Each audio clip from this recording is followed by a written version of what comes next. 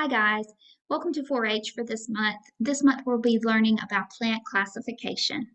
The first thing we are going to do is to watch our newscast.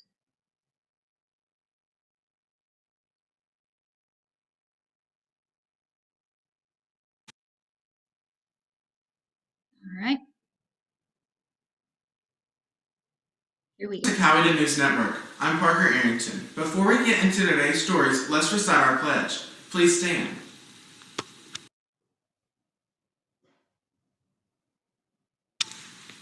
I pledge my head to clear thinking, my heart to greater loyalty, my hands to larger service, and my health to better living. For my club, my community, my country, and my world.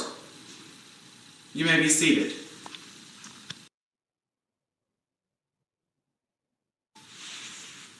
Today I'm going to introduce your school club leader since you didn't get to meet them this year in person. Welcome to Meet Your Club Leader. First, I'll have your club leaders introduce themselves. My name is Lauren Plummer. I have lived in Georgia for the last 20 years. I moved here after I graduated college. I went to Auburn. And I have two children. I've been married for 20 years. I have two children. My daughter is a senior in high school this year, and my son is in the 8th grade. I just started working here in the fall. Before that, I've been at home with my kids. Also, we own a CrossFit gym, and I run that. What is your favorite thing about 4-H? My favorite thing so far about 4-H is the club meetings that we do with you guys in the classroom. I haven't been able to attend a fair or anything like that because of COVID, so I'm excited to experience all of that, but so far it's you guys in the classroom.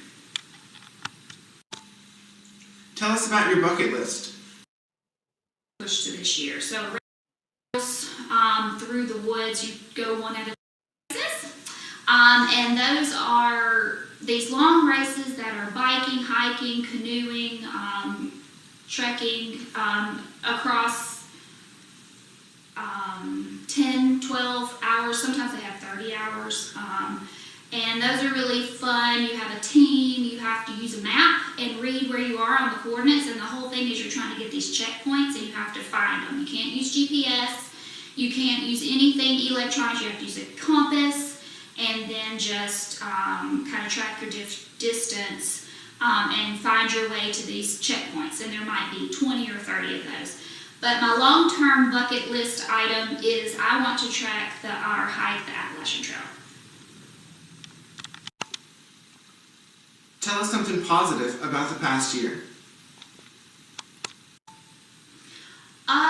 Positive-wise, I started working here with 4-H, so that was really fun for me. I guess I've just been really brushing up on my computer skills, learning how to speak into a camera, how to speak in front of people virtually, and kind of manipulate or work technology better. Thank you for sharing that with us. Michael, our chief clubologist, is here with our long-range clubcast and sign-up information for many of our 4-H club meetings. Michael?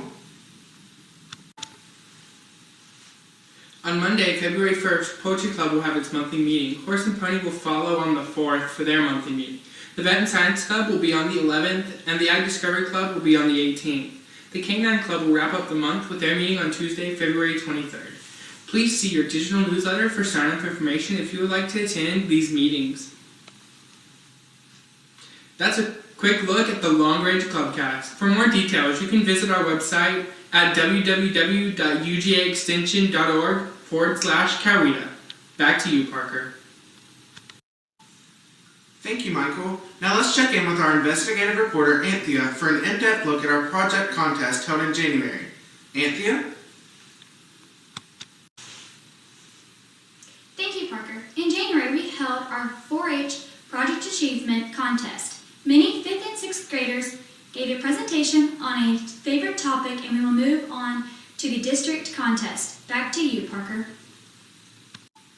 Thank you, Anthea. We hope you have a great month. For more information on our stories reported today, you can check out our website. This is Parker Arrington with Coweta News Network, signing off. Thanks for tuning in. We will return in March.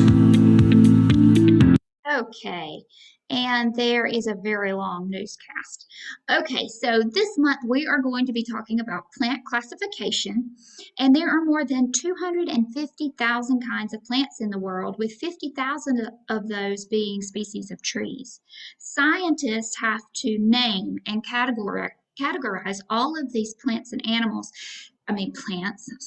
plants. And so they use identifying unique characteristics, like their leaves or the flowers or the bark of the plant.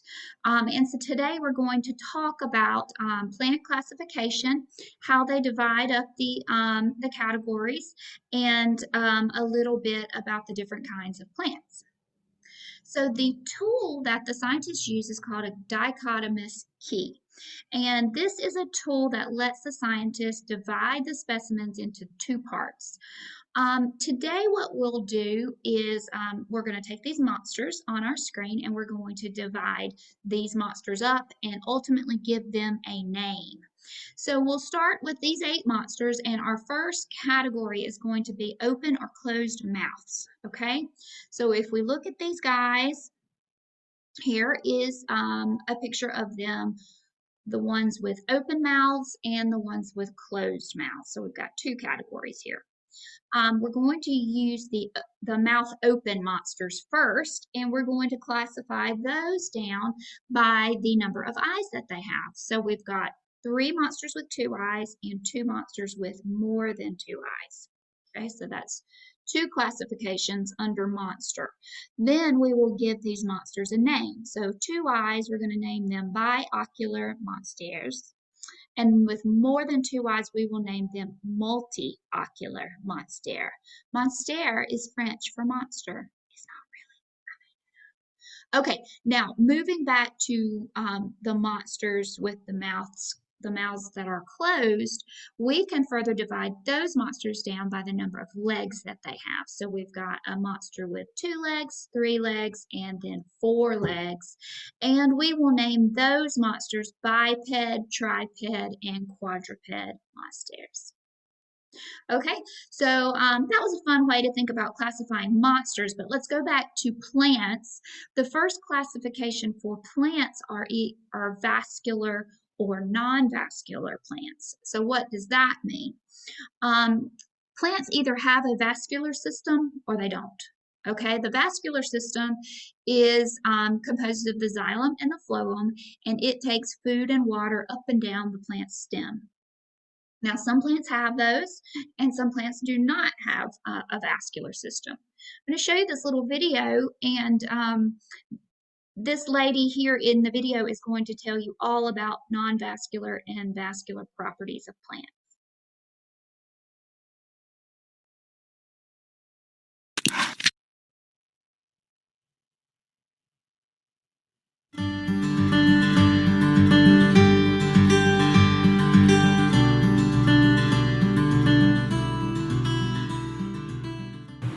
Hi, my name is Rashane Robbins. I'm the natural science teacher here at Wilbur Mountain Science Center. We're going to talk about plants, vascular and non-vascular plants, and kind of look at the structures and what makes them different. So here in my hand, I have some moss. This is going to be our non-vascular plants. The 3 that we talk about the most are moss, liverwort, and hornwort. Now, they do not have true leaves, stems, or roots. They can secure themselves to structures like rocks, different trees, and the ground with what we call rhizoids. And they just kind of hook into whatever surface they're trying to grow on. And these right here, because it's a little bit wet lately, they have pushed out their sporangium, and they're going to release their spores for their reproduction soon. So these have a little bit of a disadvantage. They're a more primitive plant. They have to be directly touching the water and the nutrients they're bringing in. So they're going to bring in water through osmosis and their nutrients and minerals and solvents through diffusion. And they can only do that literally cell to cell. Imagine you're taking a little BB and you're like going it in between your fingers, between like a whole line of people. That's how they have to transfer all of that water from cell to cell. So because they're not very efficient, they are very small, they're gonna be low to the ground typically, and they're gonna be really close to their water source. Now we do have some moss on this tree behind me. The tree is vascular, but we're gonna focus on the moss first. Now there are tiny bits of moss. So this is lichen, but this dark green here is moss. Now, if this is the east side of the tree, if we were to travel around this tree, is there a specific direction that you think might have more moss than others? Well, if you've studied the Underground Railroad at all, you would know that slaves could use moss on trees as a form of direction. So let's come around and look at the north side of the tree. And you might be surprised to see how healthy and vibrant and more abundant these clumps of moss are. So here we have lots of more moss. Why do you think that might be on the north side? It's gonna have more moisture because it's in a shaded area. So next we're gonna talk about specifically vascular plants. Vascular plants are more advanced. They can grow super tall, up to 300 feet tall, and they have a vascular system just like your vascular system in your body, transporting your blood and nutrients and minerals all through your body.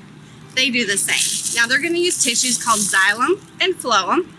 Phloem takes food down from the leaves to the rest of the plant. So those tubes are gonna take phloem, food in the form of sugars, glucose, down to the rest of the plant. Now, xylem is gonna take water up from the roots using adhesion and cohesion, really cool properties of water. And when you look at it, if you were to take a cross section of that, you would see all these tubes. And so different tubes would be going different directions, and that is tissue transporting all of that water and food up or down the plant. So if we look at this vascular tree, that water is going to go up the roots, up the xylem, and the excess water that's not used in photosynthesis and other plant processes is going to actually be released back into the atmosphere. So I have an example to show you real quick of ways that you can actually detect transpiration, the release of water into the atmosphere through the xylem. This is a simple activity you can try to do at home. I've commonly done it with bread bags. So you're gonna take your bag and you're gonna find a clump of leaves and you're gonna secure it. I use a zip tie here, but this was done this morning. You can see how much water is actually already collected inside this bag just from like 10 leaves. And right now it has a lot of condensation. That water vapor is collecting on this bag. And this is actually pure water. So this is something that if you were a survivalist, this is a way that you could get water. So we just talked about vascular and non-vascular plants. And I hope you can go outside and try to see what other things you can do and study about your plants. All right. Okay. So just to quickly recap, we have learned that the non-vascular plants do not have roots, stems, or leaves. They do not have a vascular system. They grow in damp places, and they are typically low and small to the ground. Some examples are mosses, liverworts, hornworts.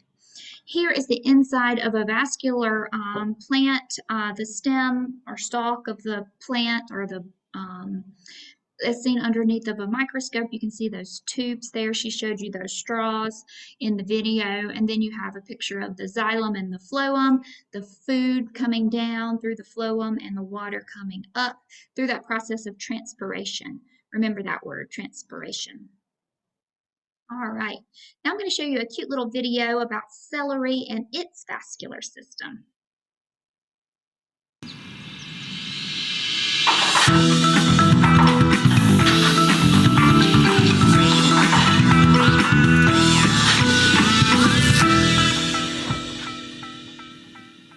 Hi guys, we're just watering plants here in the greenhouse. You probably know that plants need water to live and grow, and all parts of the plant need it, even the tops of the very tallest trees, and that can be a really long way up. But have you ever wondered how water gets all the way to the top of trees or other plants? Well, I could tell you, but do you want to see for yourself? Let's do an experiment. We can do it using a plant that you might have in your house right now. It also happens to be a great snack. Celery. Yep, celery. It's crunchy, good for you, and it can show us how plants move water around inside them. To do this experiment, you'll need a piece of celery with the leafy parts on the top, some dark colored food coloring, red or blue tend to work best, a cup big enough to stand the celery in, plus a spoon, some water, and help from a grown-up. First, fill about half your cup with water. Then add at least 5 drops of food coloring to the water. The more you put in, the easier it'll be to see later. So go ahead and use a lot. Now ask a grown-up to cut off the bottom edge of the celery stalk, so the celery at the end is nice and fresh. Then put the celery in the colored water. Oh, and I forgot to mention one more ingredient for this experiment. Patience. You're going to have to wait a full day, at least, to see how the colored water changes the celery. So put your experiment somewhere out of the way. When you come back a day later, have a close look at the leaves at the top of the celery.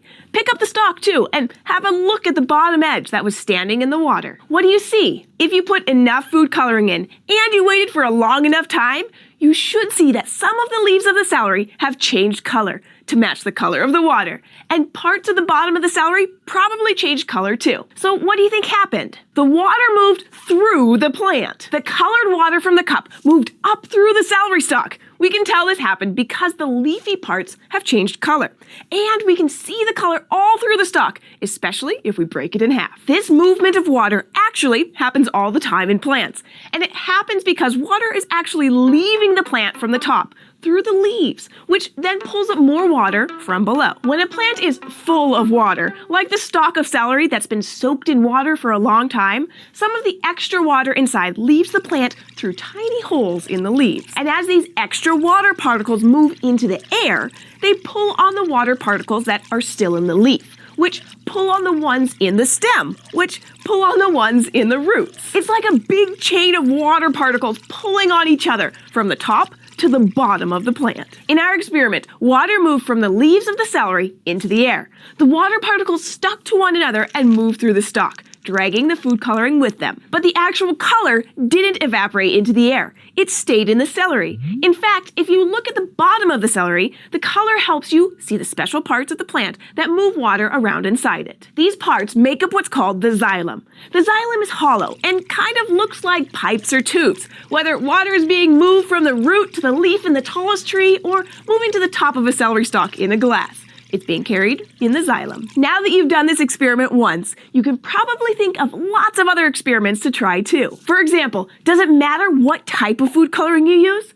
What would happen if you split the bottom of the celery stalk in two and put each half in a different color of water? Would the same experiment work if you use a different type of plant? Or even a flower? The possibilities are endless. Try this experiment at home or at school and share a picture or a video with us to show us what happened. And come back to join us every Monday and Wednesday for more science and experiments. Bye, guys. Okay, so that is a fun little way to show the vascular system of celery. And you could also use carnations, plants, the flowers, and the petals will turn the color of the food coloring. Okay, so we've got our plants, we've classified them into vascular or non-vascular, and now we're going to classify the vascular plants on if they have seeds or if they are seedless. So if a plant is seedless, it has spores instead. So a spore is used for reproduction, and the spores are carried by the wind and the water, and then that is how they create more plants. So the spores are little brown, bumpy little nodules on the underside of the leaf or the stem. Some examples of some seedless plants are mosses, liverworts, and hornworts. Now, if a plant has a seed, it's either going to be an angiosperm or a gymnosperm. So angiosperms have flowers, and gymnosperms produce cones. So the seeds are either in the flower or they're in the cone. All right, so here we are back to our dichotomous key. Plants with seeds, they're either going to be angiosperms or gymnosperms. Now we're going to go down and we're going to classify the seed plants, the angiosperms, and they can be further classified by if they are a monocot or a dicot. All right, there we are at the bottom of our dichotomous key. Monocots and dicots. Some examples of monocots are grasses, palm trees, tulips, and daffodils. Flowers, vegetables, and deciduous trees are examples of dicots. Now, there are lots of differences between dicots and monocots. The first one happens in their seed, whether they have one vein or two veins called cotyledons. Mono has one, di has two. The veins of their leaves are arranged differently. Their vascular systems are arranged in either bundles or not for the monocots. Their root system is different, and then the petals that they produce for their flowers are different as well. So a monocot produces flower petals in multiples of 3, and the dicots produce multiples of 4s or 5s.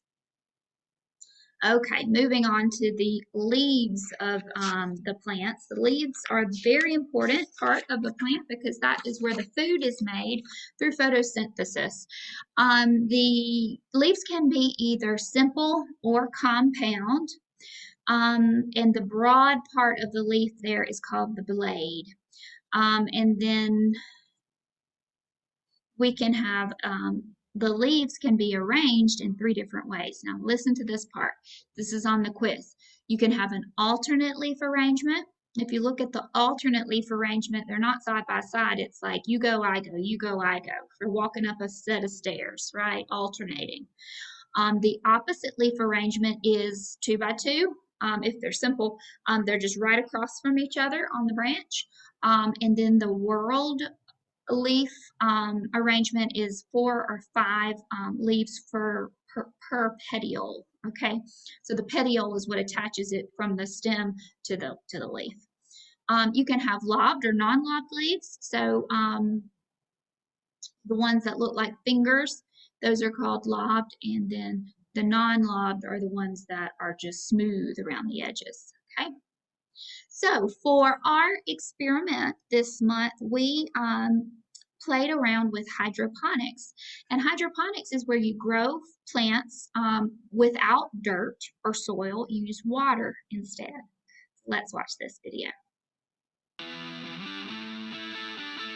Hydroponic gardens are where plants receive their nutrients directly from water instead of soil.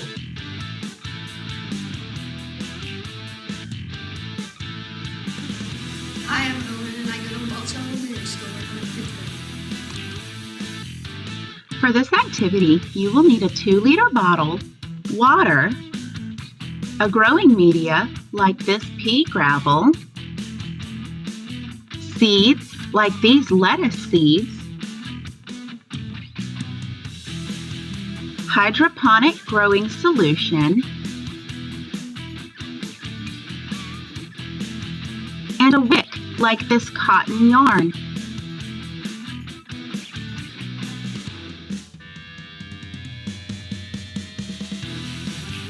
First, cut the top off the 2-liter bottle and turn it upside down.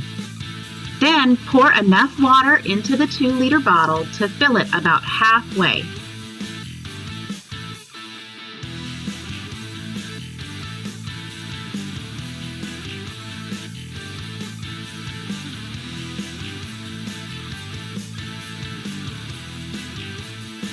Next, pour in a 1/4 teaspoon of hydroponic growing solution.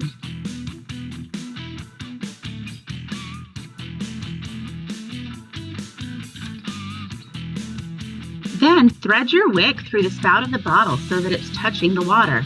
Be sure to hang on to the end of the wick that's not in the water. Now pour in your pea gravel or other growing media.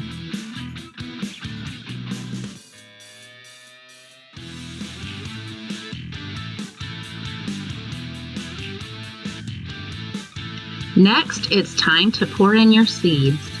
Make sure to put them on top of the growing media. Next, add some more pea gravel on top of your seeds to finish off your project.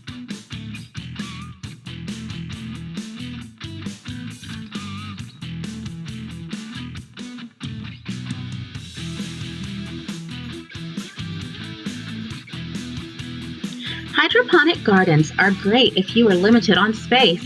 The plants also tend to grow faster because of their direct access to nutrients through the water instead of having to extract them from the soil.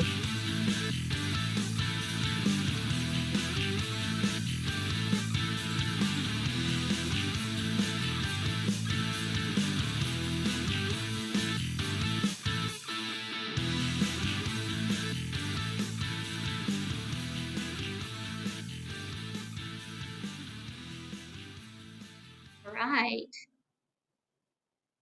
Now our next video is going to be our career connection. And this video is going to tell you about a gentleman who works at a nursery. A nursery is a place where they grow plants, and he provides them, either he sells them to the public or he sells them to another store. So let's watch his video.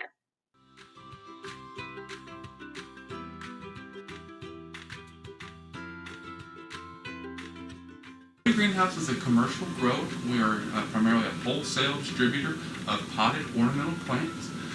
We do also sell retail to the community as well, and we grow primarily annuals, although we also work on perennials as well, and are growing year-round everything from petunias to garden mums to poinsettias.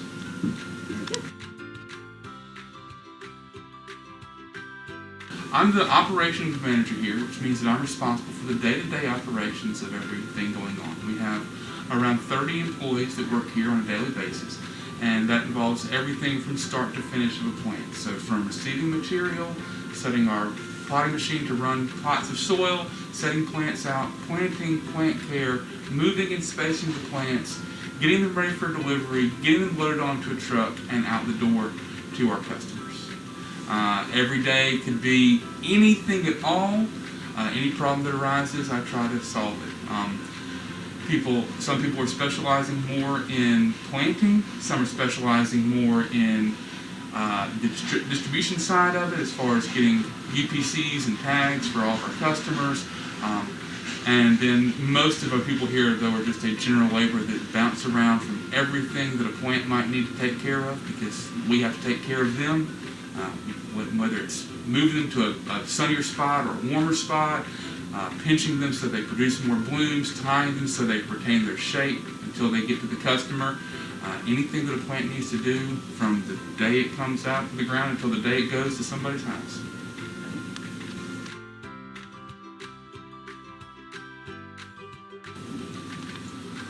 One of the nicer things about what we do is that since we're a little bit of a factory, a little bit of a farm, we don't require that much traditional schooling for any specific, job.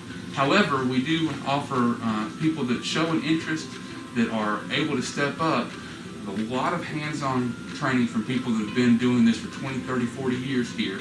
And then we also do use extension services, such as the one at the UTA Extension Service, and other services to do some advanced training on anything from spraying techniques to advanced growing techniques, and anything in between that we may need to do.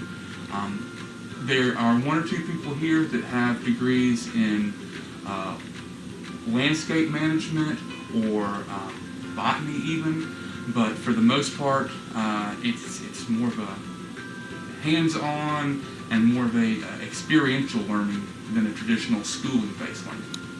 Awesome.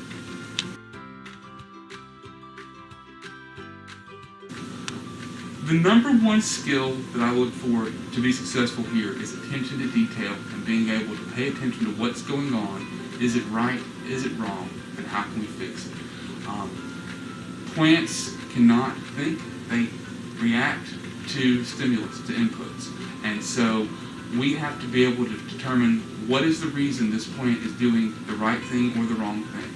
And if it's doing it right, keep doing it. If it's doing it wrong, how can we fix the stimulus? So the person coming in the door on day one just needs to be able to say, this is red and everything else is purple, and I don't think this is right. After a while, we need to be able to say, why is this red? Why can I make this purple when it is not? So it just definitely need to be able to pay attention, to step back and do some problem solving, kind of like playing puzzle games or something of that nature. Is a lot of what I tend to do on a day-to-day basis, is just figure out why something is wrong and what we can do to make it right. And there may not be a book answer on that, maybe trial and error. Because we're a commercial grower, our result is always based on what is going to sell. And we have to be cognizant of what people want to buy. And for the most part, that's a variety of color, a variety of shape and sizes.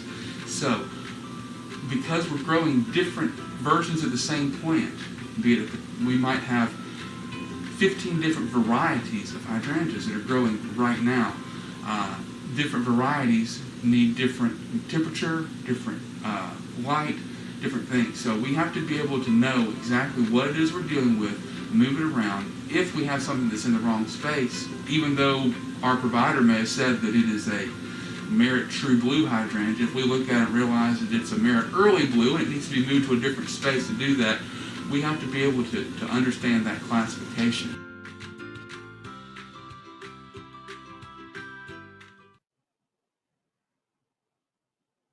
Okey-dokey. Now, that is going to be it for our recorded lesson. You guys are going to be able to play your Nearpod on the link that I sent of the student-paced Nearpod lesson. And the questions there are short and easy, and people have been doing really well if you paid attention on the lesson today. So I'm going to stop this share. Okay, here we go. So I appreciate your attention, and I hope I was able to tell you something new about plants that you did not know, or at least entertain you for a bit. Next month, I'll be back with inherited traits, and that's all about dogs and the traits they inherit from their parents. So I will see you guys then, and goodbye.